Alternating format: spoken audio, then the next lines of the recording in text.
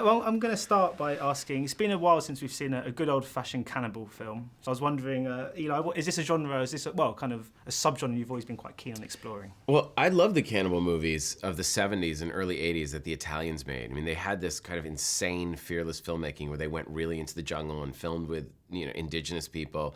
And it was the same type of filmmaking you saw from directors like Werner Herzog or Francis Ford Coppola, even going back to John Huston, someone going in and having a jungle adventure. And I felt that it wasn't so much that I wanted to see a cannibalism movie, but I felt that movies have gotten very safe and they're made in a studio on green screen with a computer. And I wanted to make the type of movie that where you literally go to the end of the earth, where people watch it and they go, how in the hell did they do that? So that's what we did. We got a crew crazy enough to follow me into the Amazon, and we shot in the Peru. We shot in a village with people that had never seen ice cubes before, let alone cameras. They didn't know what movies were. We had to conceptually explain it to them. And they were the best actors I ever worked with. They were incredible. And the movie, we wanted a movie that looked and felt completely different like anything else out there. Yeah, well, that's incredible that you shot real, the tribe was all real and they'd never been on camera before, and obviously shooting on location as well. How much do you think this kind of, that authentic side to this helped the kind of narrative along and kind of helped us suspend our disbelief? Well, I wanted people to feel like they were going to a tribe that was completely uncontacted by modern man, and that's not something you can create in a studio. You have to find something authentic.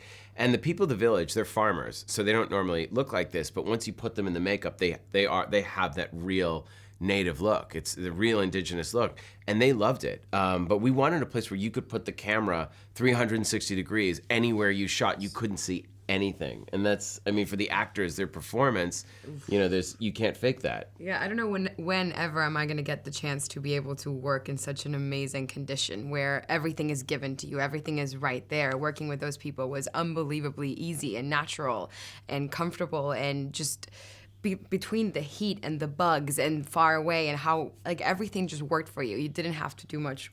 There was a lot of physical work, but the acting just came so easy. It was just so natural. And was it quite an immersive experience for you as an actor? Because I suppose you're obviously the character's kind of a bit uneasy and a bit uncomfortable, and obviously you've been thrown into outside your comfort zone as well. So were you able to draw on that? Exactly. I was lucky enough to sort of have my character go through a process that I, as Lorenza, experienced very strongly. I'm attached to my phone 24/7. I'm on Instagram. I'm on Facebook. I'm on Twitter. I'm constantly needing news really fast. It's hard for me to even be in a moment without thinking what email I've been getting. When I went there, I was forced to be disconnected. I didn't have anything. I didn't have a computer, Wi-Fi, nothing.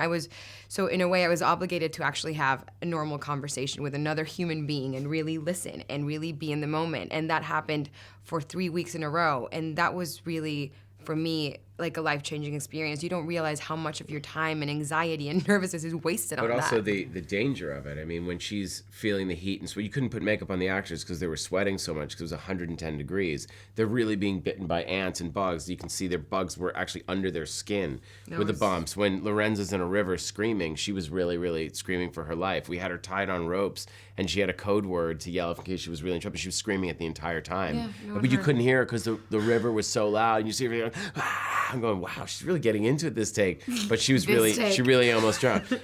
So it was every day that we were riding, we had to pack overnight bags in case we got stuck in the village. So when they were being grabbed by the natives, everyone was laughing between takes, but everybody really went for it. It was hard to fake. Yeah, it was definitely the most demanding job physically, for sure. You mentioned 2 stories, but every scene I did had a very high life risk in it.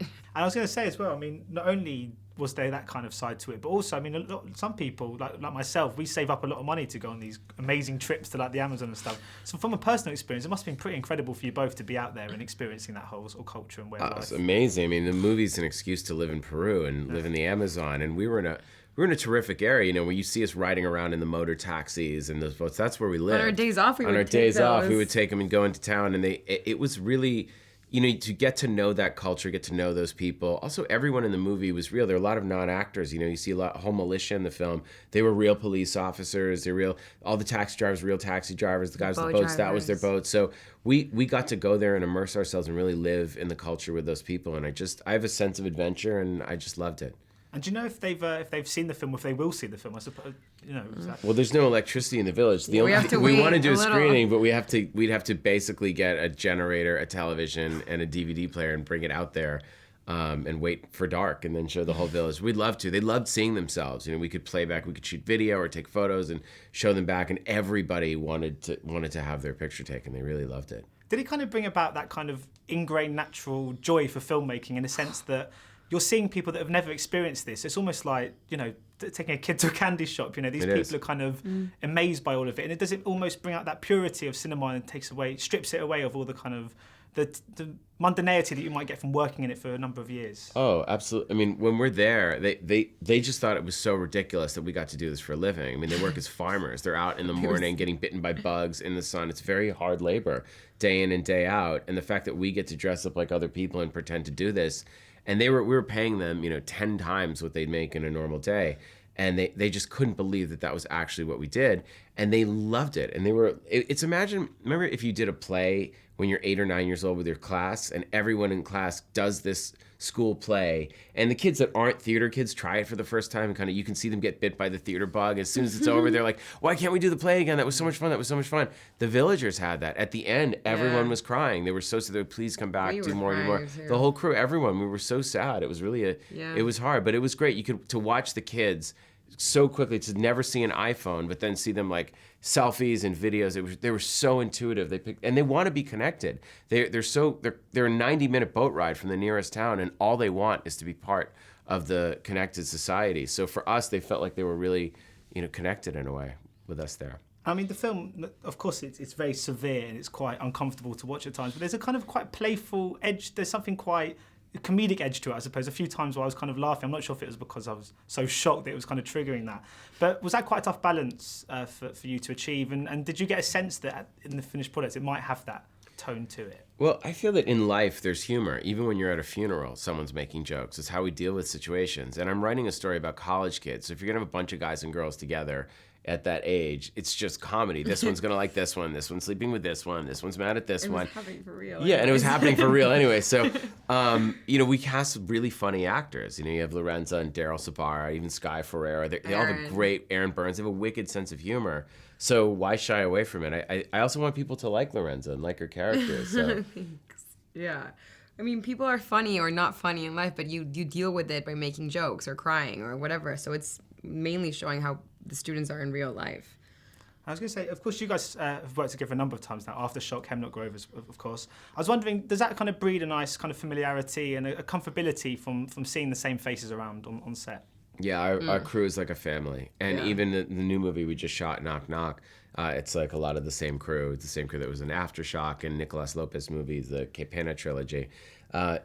It's great. I mean, it gives you a level of comfort that you're with someone that you fully trust. I think Lorenza brings out the best in me, and I try to bring out the best in her. Yeah, you can really push each other. And even with the crew we've worked with for a couple of times now, you'd think you would sort of just settle down and get comfortable and not really grow. With our team, it's quite the opposite. I've seen everyone in every different department really grow, and it's made me grow exponentially. Like, I can't even put words into how much this whole team has done for me.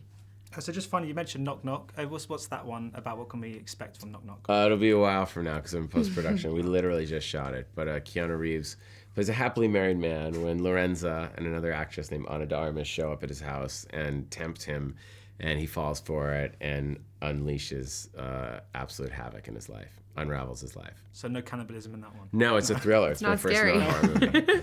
Brilliant. Well, thank you so much for your time today. It's much appreciated. Thank you. Ladies and gentlemen, you're watching Hey You Guys! Hey You Guys, huh? Hey, you guys. Is that from the Goonies? It is indeed, yes. Nice.